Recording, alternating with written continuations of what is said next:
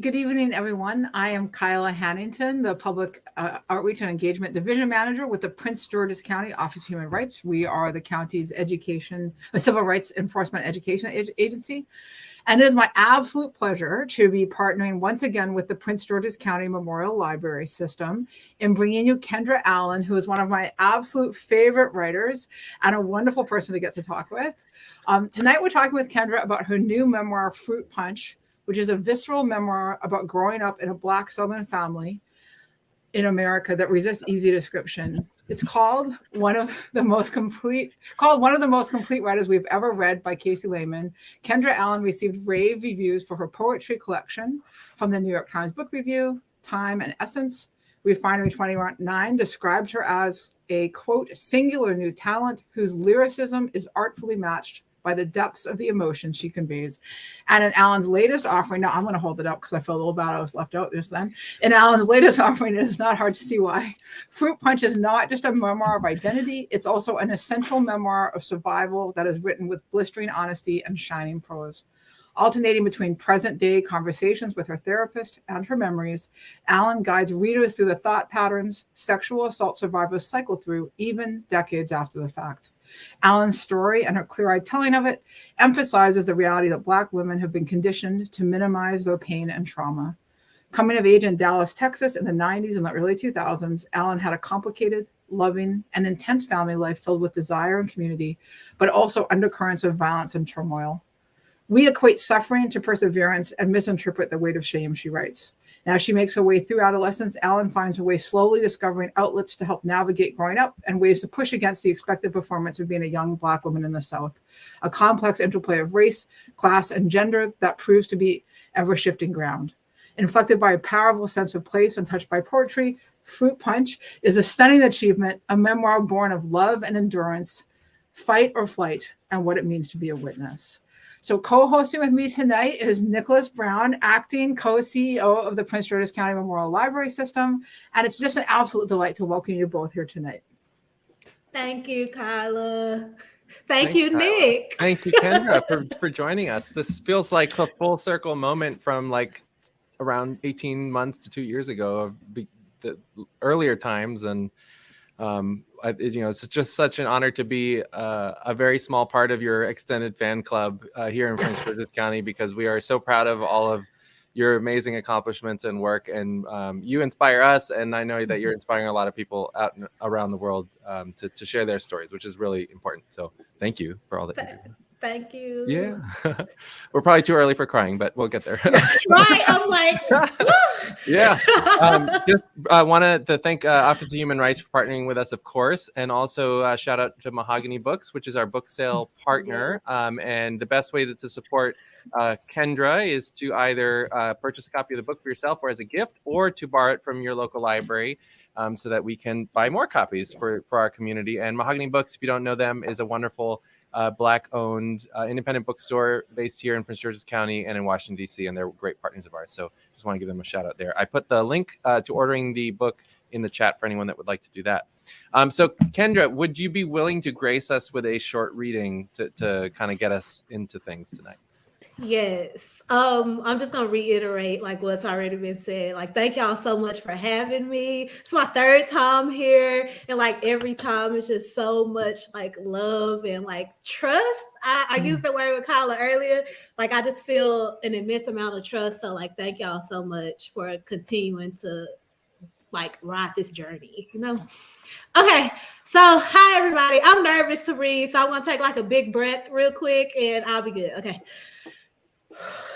Okay, so I'm going to read this section from the memoir called Coming of Age, and I think it encapsulates like the gist of the book, what everything in the book is about. And all you really need to know is my mama's name in the book is L.A., and my daddy's name in the book is Doll, and it's D-O-L-L. And in the summers, I would go to Houston where he lived and, just chill.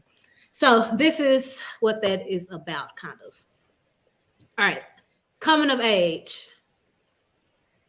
It's an embarrassing correlation, but one summer, LA sends me this booklet text about how she feels I'm being sneaky and hiding things from her. when all she's trying to do is make sure I'm safe around the people I'm with, and how I don't even call her while I'm in Houston for months.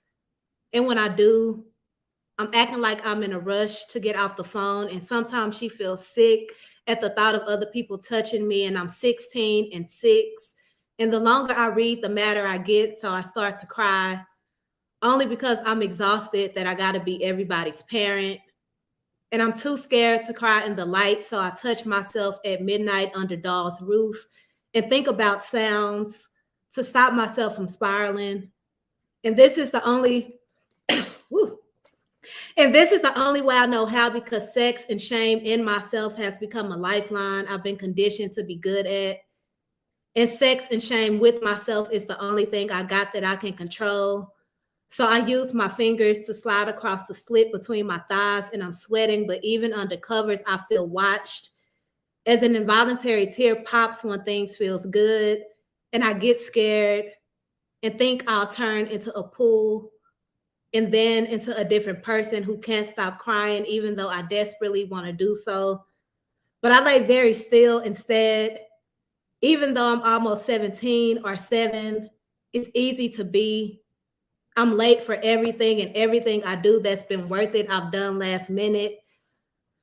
Why is my throat getting all weird? Okay, we're going to run it back. Okay, because I tend to learn so much about myself in the panic.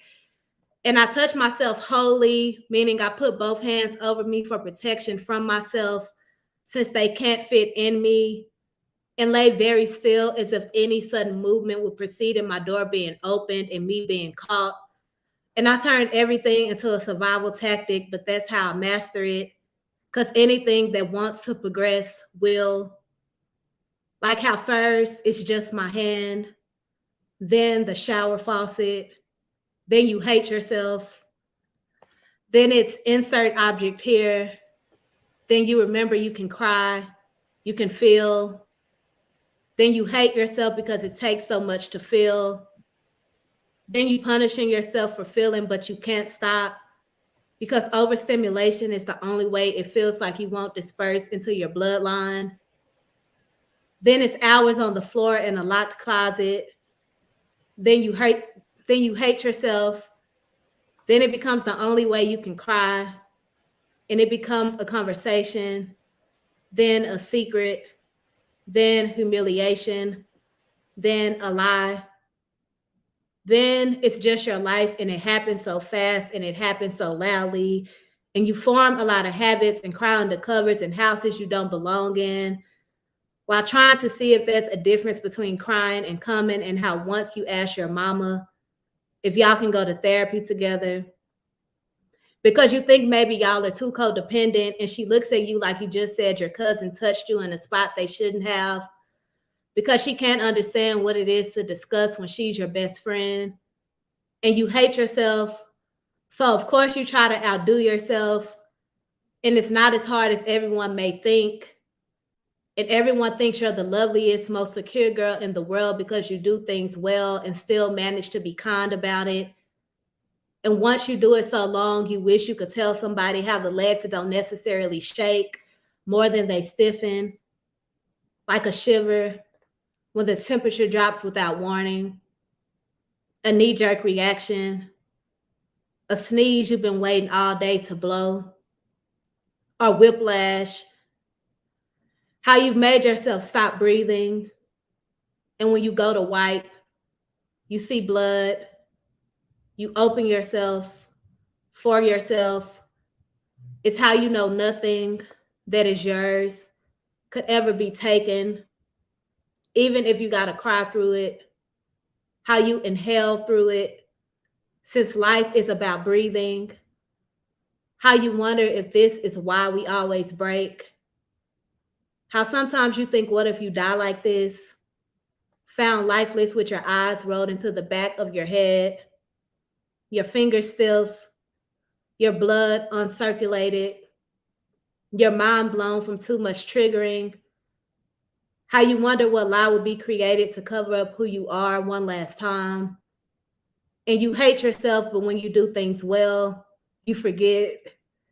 And you love yourself. You really, really love yourself. for your brain, mostly, and they look to you for all the answers, even though you're only 4 years old and you don't know how to say you barely a shell, when they love you for having so much fun. Thank you. That was wonderful. Thank you so much. Thank you. I have a question to start off. It's a very specific, not general question, but as you were reading it made me think of a narrative technique that you have. And we heard it in what you just read, which is, I was 17 or 7. And so throughout this book, you show memory and you age it. I was 4 or 14 or and so it gives us unreliability, but by being unreliable, it actually makes it more reliable. It makes it more believable. And yeah. I'm more aware of that shaping shift of memory. So I love it. And I wonder, how did you come to that? Yeah, it's I learned this term in therapy called grief brain and trauma brain. I'm not sure if that's the exact terms, but I just consolidated it.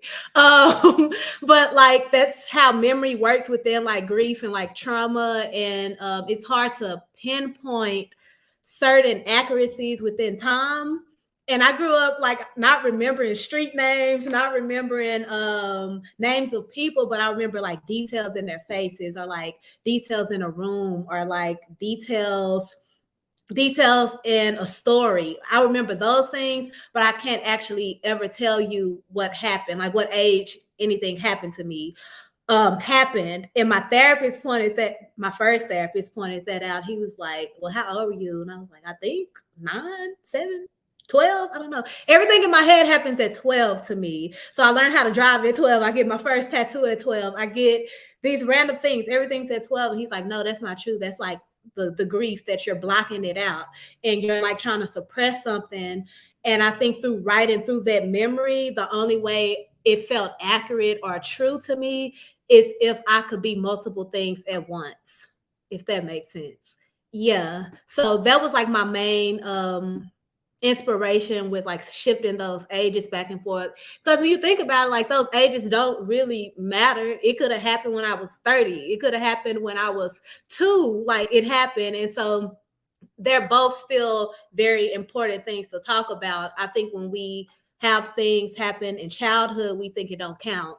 Or people don't really see kids as going through anything, especially when you have a parent who keeps a roof over your head, clothes on your body, food on the table. So it's well, what could be the problem? What is really so serious? Because I'm meeting all the basic needs, but emotionally, we don't see children as having any sort of turmoil. So those shifts in ages of I'm 17 and 7, or I'm 6 and 16, it's it don't matter. Those ages don't matter.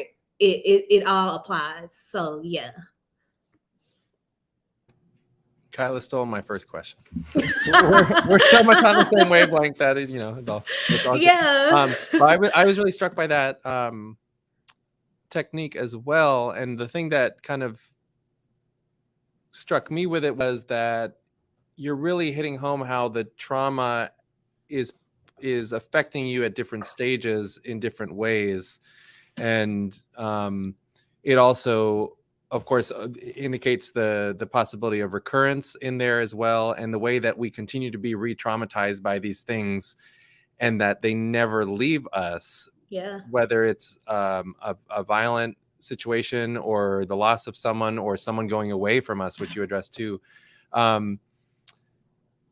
One of the things that was, I think, really fascinating to kind of dig into in the narrative was the way that different relatives just seem to have a different sense of reality with regards to what was actually going on. And that at times you felt like you were seeing this actual thing happen, but then people would act as if, even if you told them that your reality is a complete fictionalization of what really transpired, but your reality is the truth in it. And how were you kind of approaching that? Because there's certainly more background that you give about certain family members and such than others, but there's one uncle at the end where you're and this is a thing that anyone who's lived trauma, when you go to ask for someone for help, which is very hard to do when you actually take that step and they don't offer you help, or they It's don't offer you earth-shattering. it's like, whoa. And so I'm just curious to hear you talk a bit about more like how you decided to bring people's different perceptions of reality into the story in the way that you did. Yeah.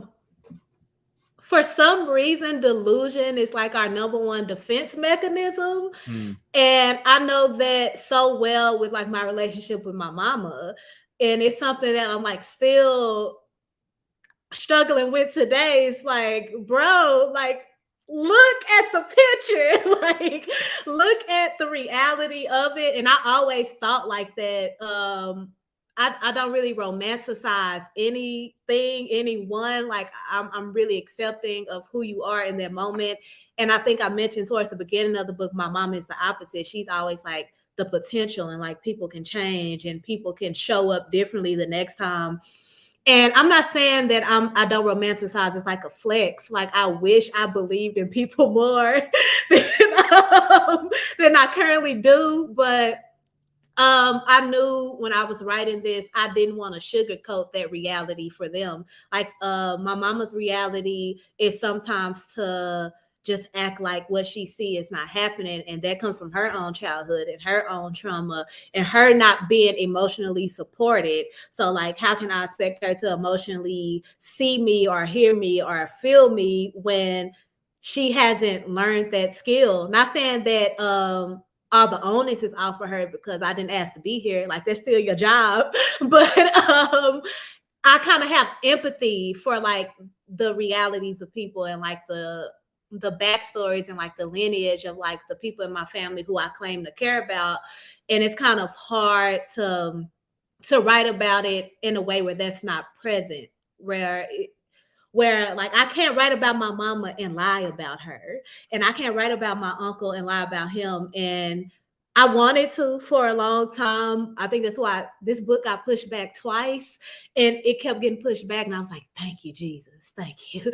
Because I was really struggling. I was really close to be like, I don't want to do this. Like, it was just so hard because I kept rewriting it because I kept trying to lie a little bit. I kept trying to like not say like I had that delusion. Like I want people to like feel a certain way. I want you to love my mama how I love my mama.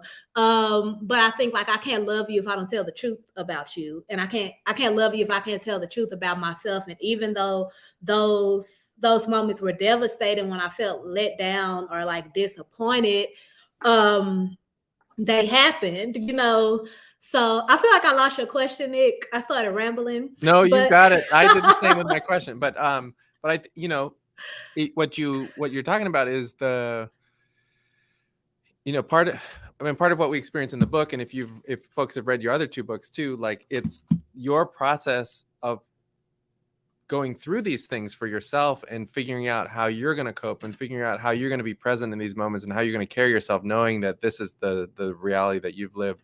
And I think it's really interesting with this book that it feels like we've gotten to a deeper place with you because this is much more personal overall. Whereas in the other books, you're kind of looking at some bigger issues and relating to those. But this is also universal issues that you've talked about. But this is just like, it's like we're in your mind, reliving these things and being exposed to the trauma that you experienced to hopefully better inform the reader. But also, I'm sure there's a lot of folks out there who have experienced other versions of these traumas, and that it might be hard to come across stories that are so honestly told at great expense to yourself, probably because as you talked about, it took a process to get to this point. It felt impossible sometimes, and I think it's because I wasn't in those memories until I sat down and tried to like write this book. It was a lot of escapism and a lot of running. Like I had to admit to myself, Kendra, you like a runner, bro. Like you be thinking you facing stuff, but it's a reason why you left home at 18, went to Chicago and never came back till you were like 25, 26. It's a reason why when you graduated college, you immediately got into another school in a different state because you didn't want to go home. And like, I never slowed down enough. Like I've been on the move since I jumped off the porch. Like I've been on the move. And so a lot of that disconnect or like a lot of that strain and a lot of that time spent writing this was because I didn't know. I had like a hard time just accepting that any of these things happened to me, right? Like that wasn't a thing in my head. It was like, oh, Kendra, you had a great childhood. Like you had fun, which I did. I did have a lot of fun. And I did get to explore what I like and who I am and what I don't like. Like I really did. But it was like this, I had my daddy's wife. She told me one time, we were outside talking. This was a couple years ago, like the last time I went to Houston, and we were outside talking, me and her, and she had said in random conversation, she was like, you know, Kendra, you've been through a lot, and I don't think your parents see that. And that like hit me in the chest because I was like, no, I haven't. And then the other part of me was like, how you know? Like how you see it and they don't see it. So it was just like a lot of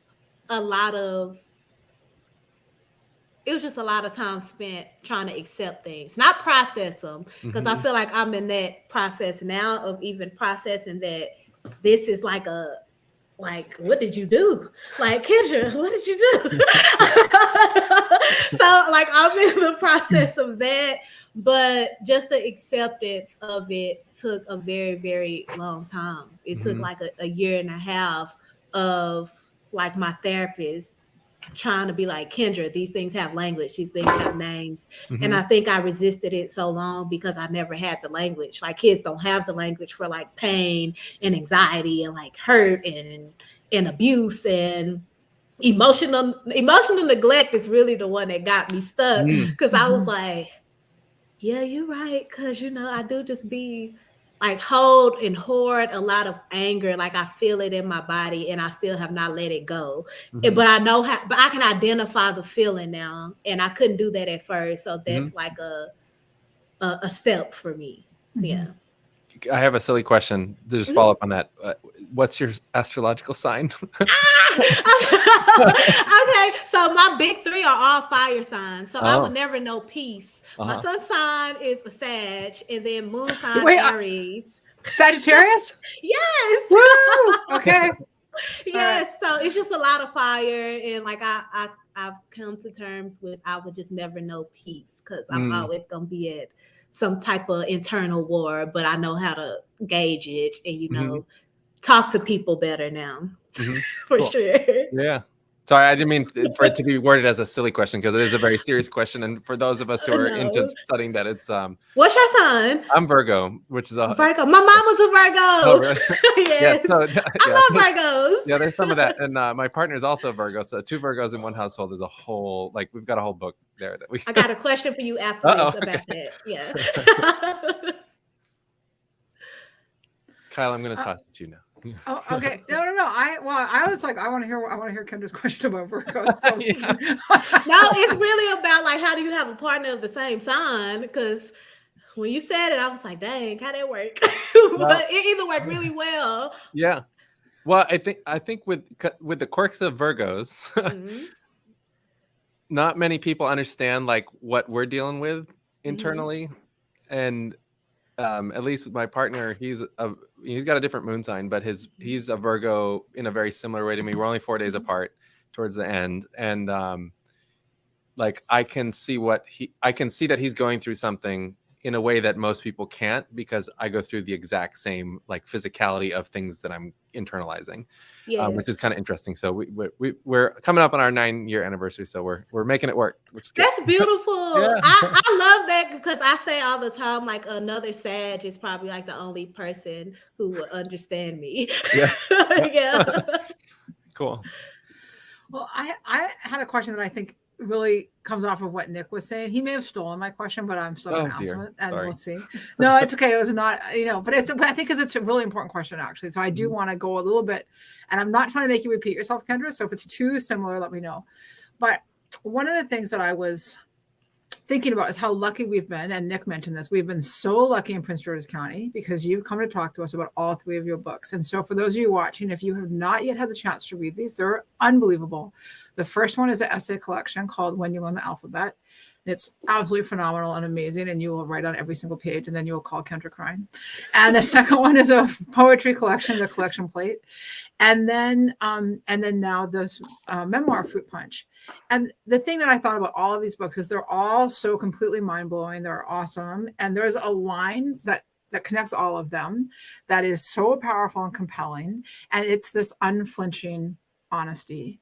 And I'm not saying that you don't flinch when you're writing it, but that as a reader, we just experience this completely open, frank honesty. And I'm just wondering how you push past the fear. Like, how do you get it how do you allow it to come out onto the page? Yeah.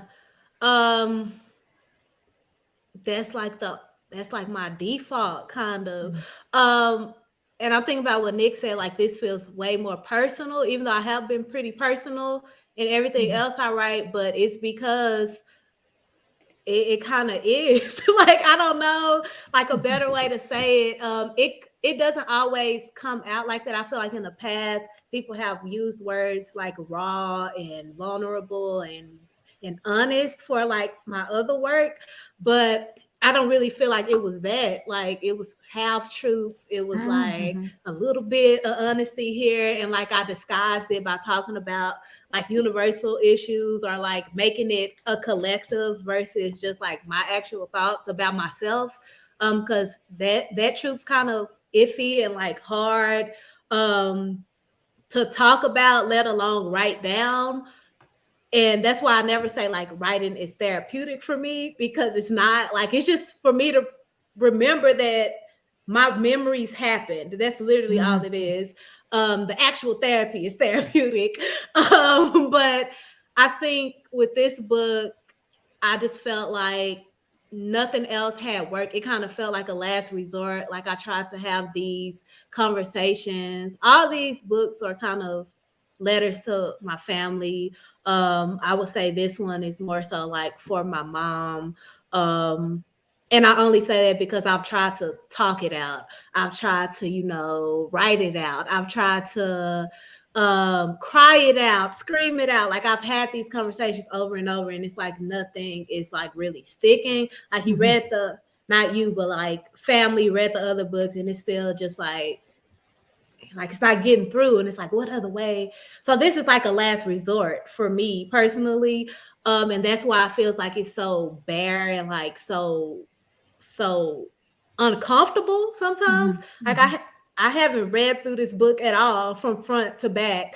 The only time I did is when I read the audio book, and like the whole time, like that suppression and that escapism, I wasn't really feeling emotional writing it. I had a hard time finishing it, but until I read it out loud, like reading the audio book, I was like, felt my throat closing up, felt hot and sweaty. I was like, what is happening? Like, what is going on? Like, I would read certain things, and it's just like that acceptance of like, oh my God, Kendra, like, you really have been repressed and like suppressed, and you don't even know how to let it go. Like, you don't even know how to show it.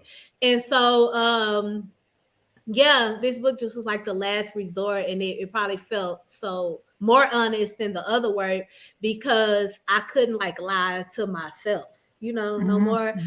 I couldn't just pretend no more. And I'm a pretty blunt and honest person in general. I think there's like a sad thing. Like, my delivery be off sometimes, and sometimes I don't mean to hurt feelings, or I don't mean to offend. And sometimes I ask personal questions to strangers, and it's like weird. Yeah, it's like weird. I don't know. Yeah, it's like, why are we having small talk? Like, I want to know you. Like, I want to know you. And I feel like that's also a defense mechanism, because it's me trying to connect with people, because I've tried to have those conversations with like the closest people to me, and it just doesn't work. So I'm like using strangers, and I'm using like the audience for a book to kind of like connect with me, and like, do you feel me? Like, do you understand what I'm saying? Do you get what I'm saying? And then it's like this thing where, if strangers can get it, why can't the one person I want to get it? And then it comes into that thing of like accepting people for who they are, accepting people for where they at, like knowing what to share with people, knowing what not to share. And like sometimes that overexposure It's not as honest as we think it is. Yeah, I'll stop there. Full stop. Yeah, because I'm gonna start rambling. So in follow-up to that, you're talking about the awareness of how things are hitting people, or how people are acknowledging, how people are being present and moving past just the surface. So with some of the situations that you describe, particularly thinking about mom and cousin towards the end with the physical interaction, do you feel that when the family members were in those heated moments that they were kind of dissociating with the kind of nuances of it, and it was just like the heat of the moment and kind of mentally all there? Or were they aware of the kind of layers of complicatedness? And you physically depict this with the way that you are relating to them in the space and how you all move around the house. Yeah. Thank you for that question. Yeah, I think no. Well, yeah, they're dissociated, but I don't think they're like aware of the reasons of why in that moment, right? It's happening so fast, and I'm not ever aware of it because I don't think it even matters. So like I'm not aware of it, and I think, but I always had like that empathy because I've always been a very vocal child and like having conversations with people. So like I know their history. So in my head, it's like, oh my God, like my mama, she's still 9, or like my cousin, he's like fighting through something internally as well. So like I've always been very observant. So like I'm kind of equating that to that, and then I'm throwing empathy towards them in that way. But empathy has also been like a mechanism for me to like just suppress again, like, oh, okay, well, they going through something, or like, they've been through a lot, or like, this should have happened, because like you can get over it. And part of me was kind of jealous of the way that they can act out that way, because I never felt that I could do that. Yeah, I don't know. Yeah. Well, we're figuring it out with you in that journey. Yeah. One of the things that I'm curious to hear more about from you is the relationship of your mom to her military service, because there's a switch in the narrative in terms of where the military thing becomes much more part of the action in terms of the like bigger than expected physical strength. Is any of the compartmentalization, do you think, informed by that military experience? Or it's like, for me, like when I was in the military, it was don't ask, don't tell, and that's all kind of other situation. But you're compartmentalizing yourself in a like macro situation where you're a pawn, and I wonder how that played into her presence in the personal situations. Yeah. I never asked her that. I'm about to ask her that, but I think so, 100%. I also just can't help but think that like she was a woman in like the military, and like what she probably has gone through there, where I know she's gone through there, just being surrounded by like all these men all the time, and like being one of few women there, and she's also a Black woman. She's also a dark-skinned Black woman. Like it's so layered, because I'm sure she's not, like you said, like don't ask, don't tell. You're not even a person, you're a soldier. And so like I think when my mom gets into like those physical interactions with people at home, or like with me, for instance, it is like a click and like a shift of protection. Like if she was nonviolent, she'll be dead. It's kind of like that. And so I kind of adopted that a little bit, and I can see the way that, like, I can see when she's triggered. You know what I mean? I can see it. And so I think that might have something to do with the military. I never asked her that specifically, but now I'm like very interested in that. Yeah. Like I've asked her so much about her time in the military, but not that.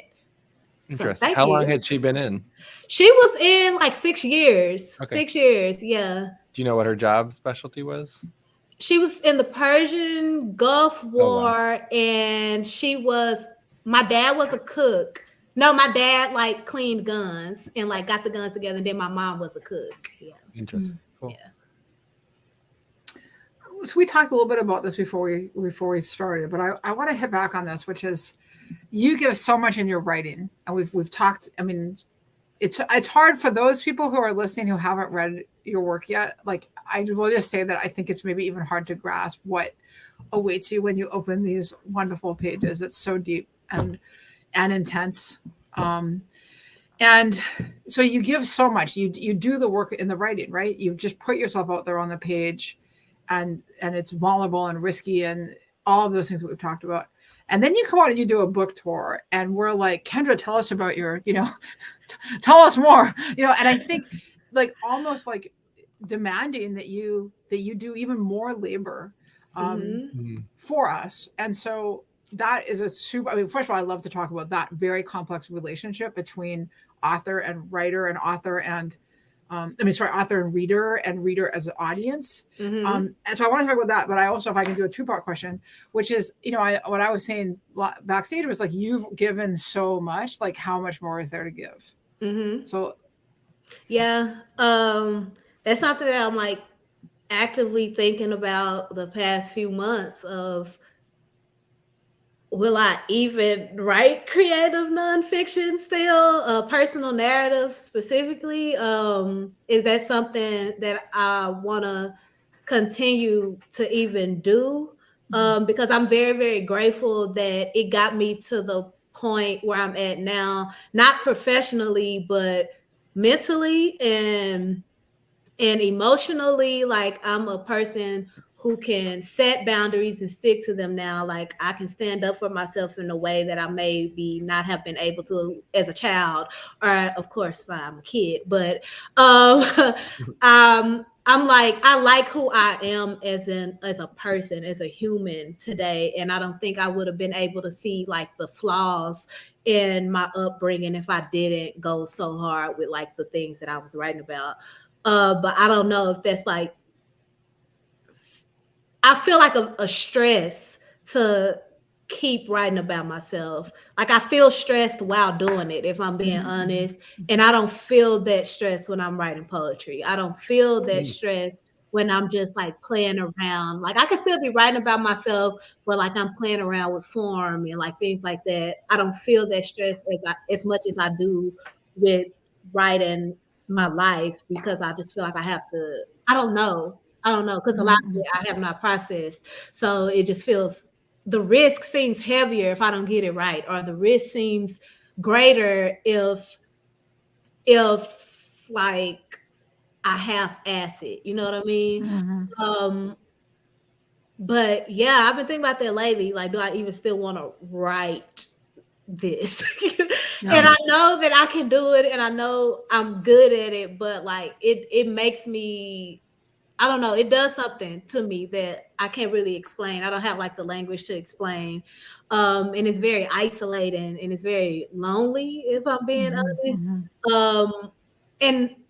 And I'm a person who likes to be by myself a lot. Like, I really do enjoy alone time. But I don't know, writing this book like really just had a shift in my brain of like, Kendra, you gotta try something else or you won't make it. Like, you will literally like lose your mind, because you're still not at that point. Like, you have boundaries and you can set them and you can stick to them, and you can communicate with people better. You can, do all these things better because you have the tools and the language for it.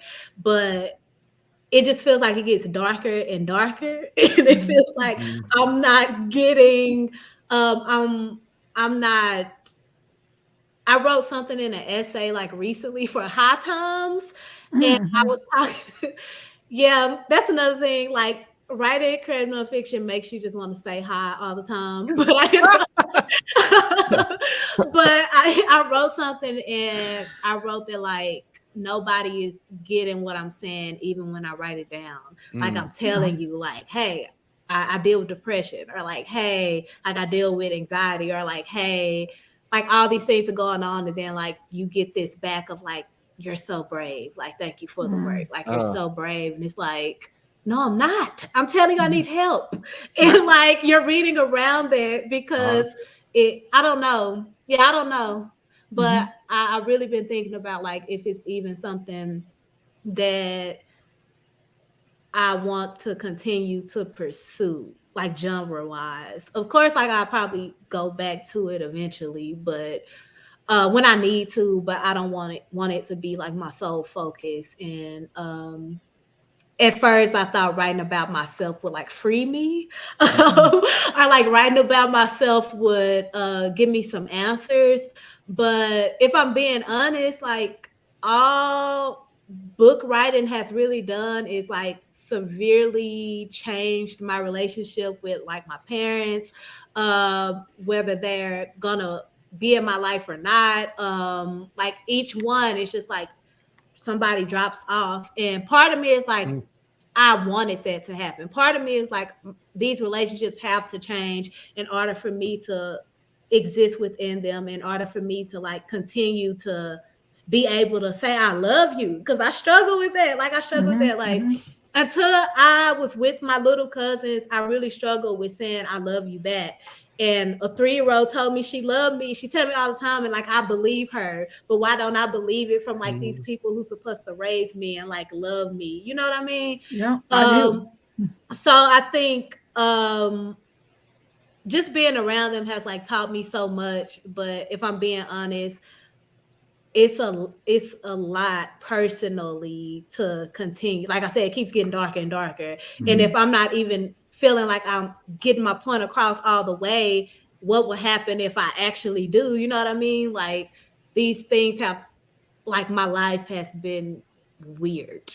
Not weird like in a bad way, but weird in like I'm getting praised for honesty. I'm getting praised for vulnerability. I'm getting praised for, you know, telling my life. But on the flip side of it, I write one book, I don't speak to my dad for years. I write another book, me and my mom relationship has to completely change, which is weird because like my mom for a long time felt like my only friend, and my mom felt like the only person I've ever felt close to, like really, like, and she knows me better than anybody, but I have, through writing, I understand like she knows me better than anybody, but she also struggles to see me. Like my mama can't see me, like she just doesn't.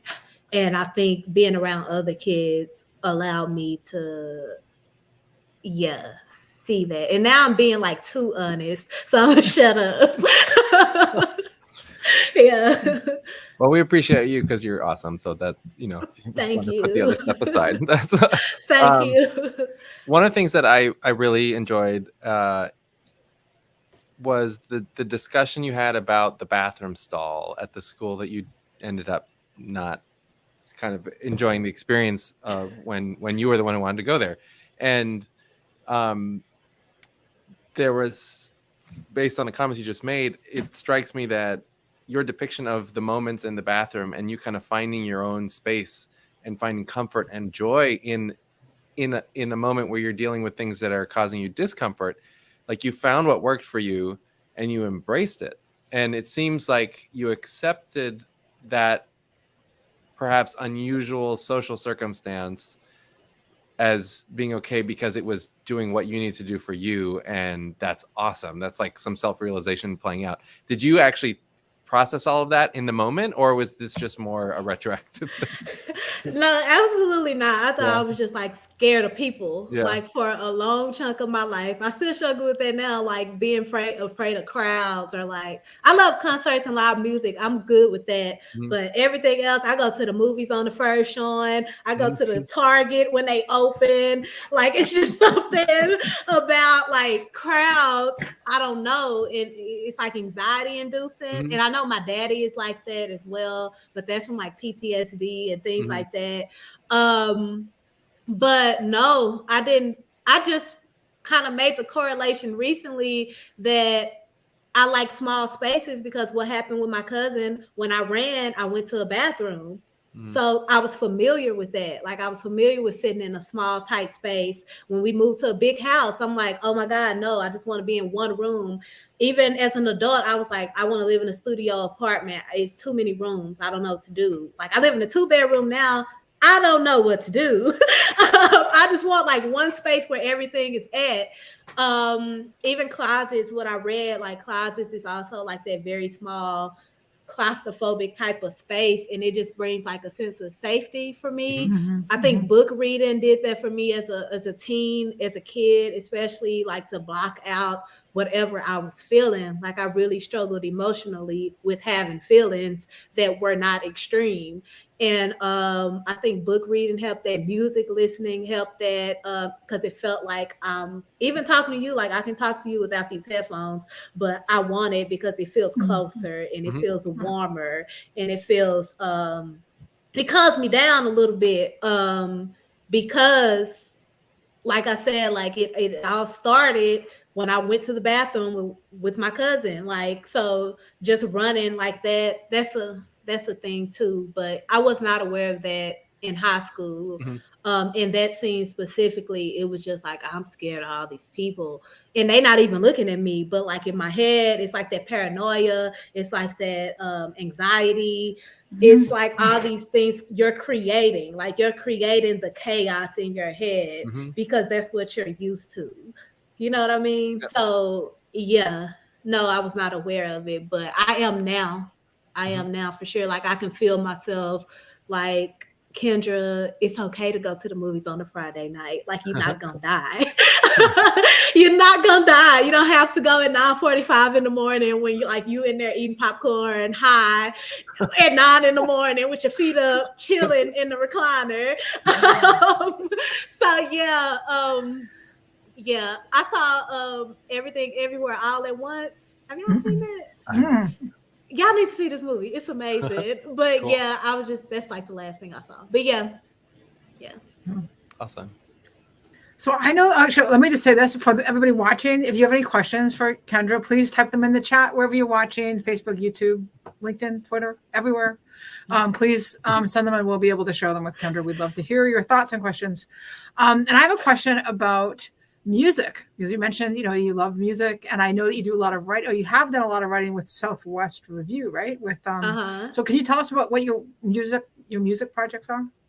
Yeah, I write the music column for Southwest Review called Make Love in My Car, and it's named after a song by Moses Sumney called Make Out in My Car, which is a better name, but I just didn't want to steal it. And I did want to steal it, but I didn't. But it's basically about like the music I listen to in my car, and I write like personal narratives. I drive a lot, so like driving from different states, state to state, or like driving to the store and like listening to albums for the first time and those memories. I've been slacking on it because I've been working on this book, but I'm gonna get back on it soon. And I also made a playlist for this book. It's on my website. It's about 50 songs, and music has saved, not to be dramatic, but music has like saved me in a lot of like moments where I didn't know what was going to happen, and I would play a song and yeah, it helps me write as well. Like I find prompts in music all the time. I can find any lyric and create a prompt around it, and it always gives me something to write about. So it's been like the thing that talking about songs is my favorite thing. Like you get me to talk about one song, we're gonna talk for 7 hours, and it's probably just me talking and making you listen to things that you don't really like. Yeah. Go ahead. Oh, sorry. Follow up on the music thing. Are there ways in which your musical tastes have changed over time, and what are those changes and what have they been? Yeah, I used to be like, I still am. I still do love hip hop and rap, but mostly like my music taste has been R&B. Like I just love R&B, and I grew up on R&B, and sometimes I listen to like the newer rappers. I'm like, dang, I'm getting old because this just don't be hidden. Like it just don't be hidden like that, and it makes me sad because I really want to love it. And I just don't know more. Like it's very rare that like I hear a new rapper and be like, dang, that's tight. Or like, but even the older rappers that I used to love, I kind of go back and look at their catalog and I'm like, this wasn't it. Like it hurt me to not love J. Cole as much as I do anymore. Like, and it's just, I will go back and listen. I'm just like, it don't connect as much. So I think I'm way more into just feeling good. But then I also have like it's either, or it's like very, very sad music that I love. I love sad music. Or it's like drug dealing music. And it's hard to have like an in between, like either I'm selling dope or like I'm crying in the corner. So not literally, but like that's the feeling, the emotion that it brings out. And I'm also just a person generally into lyrics. And I'm not really into the beat. Like it's lyric people and then it's like production people. And it's hard for me to care about the production if like your lyrics are not hitting me in an emotional way. Like it don't even have to be amazing lyrics. It just have to hit me in a way that like I felt it. Like you took a pause here, or like you changed the word from in to the, and like the switch like felt different in my body. So yeah, I'm not that different in my musical taste. It's just mostly like the new rappers that don't be hitting like that. Cool. We have an audience question. You want to do that one, Kyla? Yeah, let's do it. You want to pull it up? Oh, can you talk about this beautiful cover? Yes, for sure. This is William Villalongo, and he's like an amazing artist. I'm like, and with every book cover so far, I'm sending lists of artists that I actually like. And I'm like, hey, look at this person, look at this person. And he happened to be one of those people that I put first. And they found this piece, and I was like, that's perfect. It shows, I feel like it shows like the internal conflict versus like the outside presentation of myself that I like deal with in this book, and how like those two things clash. It's very, very beautiful. I love it so much. I love the colors because it also shows like I'm pretty goofy generally, pretty childlike, pretty like low stakes in my personality. And I feel like those colors like just show like that joy within like that's like a cliche, like that darkness that I feel inside sometimes, and how I don't want to let it show on the outside, and how sometimes you need to show it on the outside so people know to stop playing with you. I've learned that. It is a perfect picture. I'm so glad that question was asked, because I had assumed, because I didn't look, that it had been done for the book, because it's so, to me, it's so perfect for the collection. It felt like that, but all his work is fire. Like, y'all should check him out. He's great. Yeah. Awesome. We have another audience question. Roz, also, how do you come up with your titles? Hi, Roz. It's my friend. Hi, Roz. Welcome to the party. I come up with, that's like the fun part. It's usually things I've actually said in my real life, or like I said, I'm real big on album track listing and like how it flows, and I wanted the titles to sort of tell a story of like transitioning, but also like rootedness. And I just come up with them on a whim, like Inquiring Minds. It's spelled differently, and it's about the choir at church. And at first it was Inquiring Minds, like your mind, but then I changed it to MINES, because when I think of church, it's like those moments where I had to like snatch my voice back, and it's like mine. And yeah, it's just fun to say. I feel like if you like the title of something, you might be more inclined to pay attention to what is written after that. Because nobody want to be bored while reading. I'm big on that as well. Like nobody want to be bored. It could be the greatest book, but like if it's boring, I'm not gonna want to finish it. And so I think titles are just the way. Sometimes I write a title first, and I'm like, okay, I'm married to this title. I'm going to write into it. I'm going to figure out a way, and I just come up with them like that. And like I said, I think I'm a rapper in my head, so a lot of me is just like, what would, Andre 3000 say? Or like, what would Baby Mother say? I love Baby Mother. She's probably like my favorite rapper right now. So yeah, just me like feeling inspired by other artists, and then I create titles around it. Awesome. Okay, silly question. Or not. Don't say that, Nick. I know. It's a great question.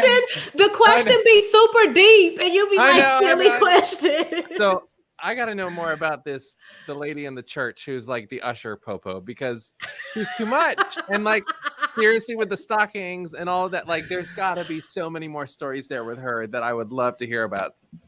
Yes, it's a character named Miss Lady in the book, and she kind of reprimands me because I'm ushering and I don't have on stockings. And it's just like the end of the world to her. I do have a lot of stories with her, and she was kind of like the young adult in the church. She was like in her 20s really? at the time.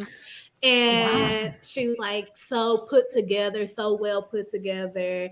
And from the jump, I could just tell that she didn't like that I didn't care about how I looked. It was not on my mind to present myself as attractive or like pretty. I'm like, I'm going through stuff in my head and I don't want to be in here at all. And I really don't care about stockings because they itch. And so she just didn't like it. And so every week she would just find something wrong with me. It's like, you don't have on stockings, or like your button down ain't buttoned down right, or like your skirt is too short or it's too long. And I don't know why she was like that. And I understood later that she didn't find me as beautiful. And like when people don't find you as beautiful or like desirable, they treat you differently. They treat you bad, honestly. They treat you very bad. And like I can just see that she thought I should like care more because she kept like her presentation intact. Like if you just look at her, beautiful, makeup done, new outfit every week.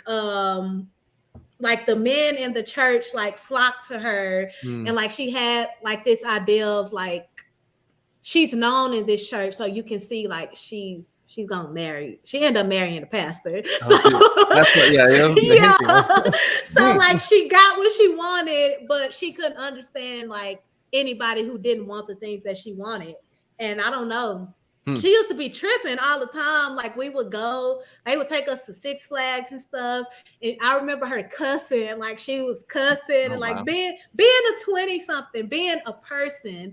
But in church, it was like a whole different thing. It was like, you need to be why did I just robot? I have to laugh. But she was like, it's like a whole different person. I'm like, I like you outside of church. This in church, like you can't force that on me. Like I'm good with myself. Like you can't make me want the things that you want. And like she was just weird. Like she didn't understand that. And like I said, desirability will be having you out here messed up and like treating people bad. And of course, that's messed up. But yeah, and it's all these other factors of colorism and fat phobia and like all these things. It's like going into this church where it's thriving based on these strict rules of like what women should be and how women should look and how women should present to men specifically. And it just never got through to me. And she couldn't stand that. She didn't like that I talked back or like I said, very vocal, be like, I don't want to do that, or like, I'm not going to do that, or I'm not wearing it. And she would be like, what? And I'm like, no, my mama not going to make me. So what makes you think I'm going to listen to you? But yeah, she was a trip, Miss Lady. I hope she's okay though. I hope she's doing well. Does she know she's in the book? I don't know. I'm sure I'll get an email if she got a problem. Cool. Kyle, do you have any others, or do you want to do this audience one that just came in? Well, yeah, let's do that because I know we're getting here to close to time. Let's do the last audience one. So, are you in community with other writers for support, shared struggles? Oh, I do have a community of writers for support, but do I utilize them all the time? No. I if I tell the truth, no. Like I kind of just deal with it in silence and I finished the thing. And I think like going forward, I really do want to utilize it more because it's not like nobody is trying to, work together, like be in community together and, just discuss these things. So going forward, I do want to do that more. But right now, I don't know. It's like that anxiety thing or like that feeling. That's some childhood shit too. Like feeling like I can't ask for help and like just figure things out on my own. or like not be able to reach out and be like, hey, what you think about this? Or like, what you think about this publication? Or you want to swap work? Me and Kyla swapped work. Yeah. But I think I could do that more. Because like I said, especially with creative nonfiction, I'm thinking about all the times I could have just reached out to somebody who I know would help me, but instead I'm just sitting here suffering in silence and like struggling and taking forever to do something. So yeah, if you have, definitely if you don't have one, seek one out, like enter a workshop. It's a lot of online workshops. I have a lot of friends who run writing workshops.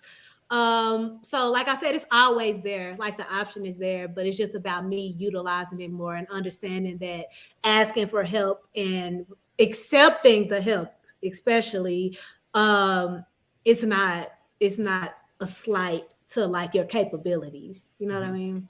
Yeah. That's a good one. I have one more question I'm going to throw out if Kyla doesn't have one, but because it's an important one. One of the things that I appreciate with your book is that you, through your own experience, you hit home at the fact that therapy can be a useful tool in processing, and you honor the importance of that sacred space in the way that you describe it, and you don't even enter the conversation around the baggage that some people have about that and that kind of thing. What do you have to say to folks who might be struggling out there about how therapy has helped you and how it could help them? Yeah. I guess like the biggest thing is understand that it's not like immediate gratification. It's go into it understanding that if you don't do the work, it's not gonna work. Or if you go in there lying, it's not gonna work. And like I said, like it took me 1.5 years just to even accept things, let alone process them. And it took me like 3 or 4 months to even understand that it was working. Because every week I was like, what are we doing? Like, what did we accomplish? Like, I feel like I'm dating you and like you getting to know me. I don't like that. Like, when are you gonna get to work? But the work is very slow and progressive, like anything that's worth it. It's very slow, and you get in what you get out what you put into it, and it's very scary. It's very jarring. And sometimes the therapist that you have might not work for you, so be okay with like trying them out, like creating options for yourself.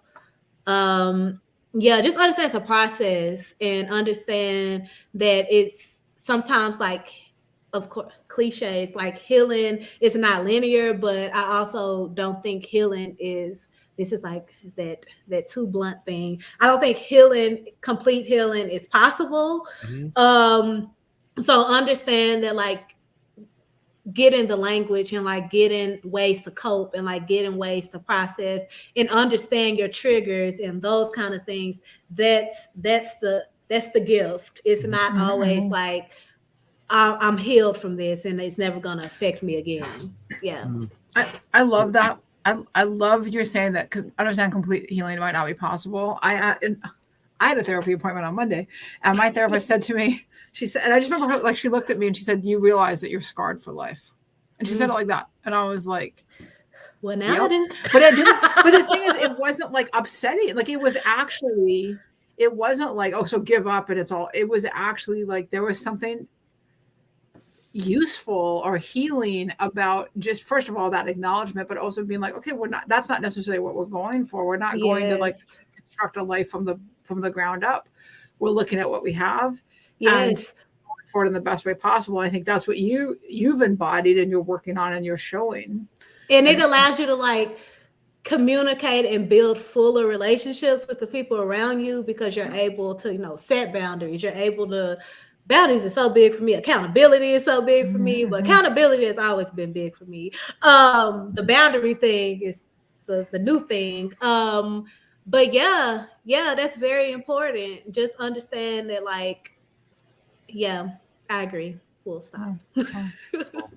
Well, just to close out that topic, cost can be a big barrier for therapy for a lot of folks, and we live in our capitalist healthcare revenue world, unfortunately, here. So if anyone out there needs help in finding low cost or no cost mental health resources, please come to the library, contact us. We don't have direct services available, but we can connect you with the providers that do offer crisis support, our county partners, our local clinical providers too. But we don't want to know that people are in distress and that we're not helping them. So, you can always ask a librarian, and we will do what we can to connect folks with resources. That is amazing. Yeah. Like, thank you. And thank you for that. Thank you to all my colleagues who do that amazing work on it. Yes. Because it's important. And we, at the end of the day, we are all a community, and we've got to take care of each other as neighbors. And as long as we have attempts at free speech and free expression in libraries, that we're going to defend that to the end and make sure that people have a home, no matter what they're going through, that the library is going to be here for them. So. Cool. I don't want to go. Oh, it's time. We're going to come hang out in Texas, Kendra. I know, I was going to say, how's a road trip? I would take out a Papados. Well, this has been wonderful, and we are so grateful for your time. And thank you for saying hi to us tonight and sharing some of your wisdom. We really appreciate it. Yeah, Thank you. Yeah. Thank y'all for having me. And again, just always showing love. Totally. And I feel the love. And Awesome. Thank you. Cool. And I wish y'all like nothing but the best. Thank you. And please consider supporting Kendra by purchasing her book or her other books, poetry collection as well. You can check out our partners at Mahogany Books. Also check out Kendra's playlists, which are going to go onto my Spotify as soon as we get off here. And you can always borrow the books from the library. We have a wait list already on the Fruit Punch audiobook and ebook, and then we've got some print copies, and we've got Kendra's other books too. So check them out. And if your local library does not have Kendra's books, guess what? The local library works for you, so you can tell them that they should buy Kendra's books, and that is a great way to support Kendra. So thank you, Kendra. Thank you, Office of Human Rights. Thank you, Kyla, for making this all possible. We really appreciate it. It's been awesome. Thank you. Thank you. Good night, everyone. Good night. I mean, good evening, whatever.